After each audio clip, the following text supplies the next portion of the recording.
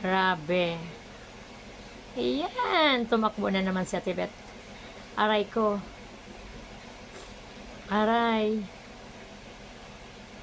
Aray, napunta na sa malayo. Diyos ko. Grabe. Ang ganda dito. Malawak. Masarap mag-view. Ang daming tao. Sige, banat. Wala nang magawa sa buhay. Shooting ng shoot.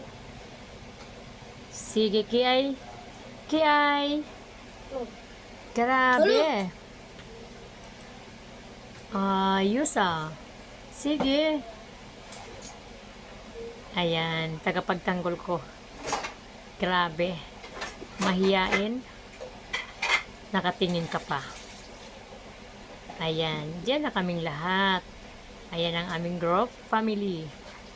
Andyan lahat, yung aking kapatid, mga apo ko, tsaka tagapagtanggol ko, tsaka manugang ko, pamangkin ko. Ayan sila.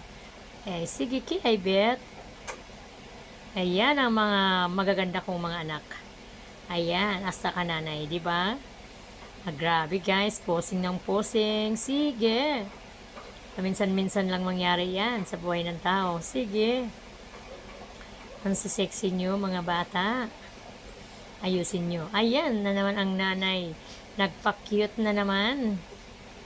Halos binubuhat na yung akala mo na lumuluhod na. Dumadapa pa. Nag-split pa minsan. Ups. Pamaywang pa. Grabe. Sige. Grabe ka, Ate Beth. Ayos lang yan. Marang maging artista ka. Nge. Ayan si Crepton Miguel. Ayan apo ko yan.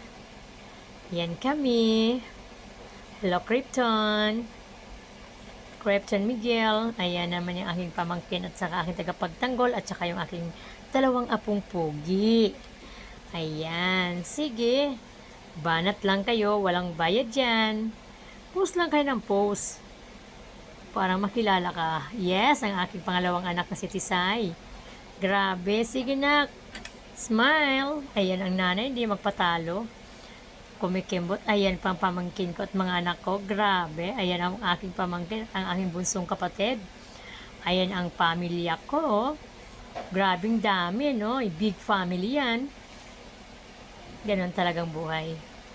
Huwag magpahuli. Yes, yan ang aking mga apo. Kat and Tenten.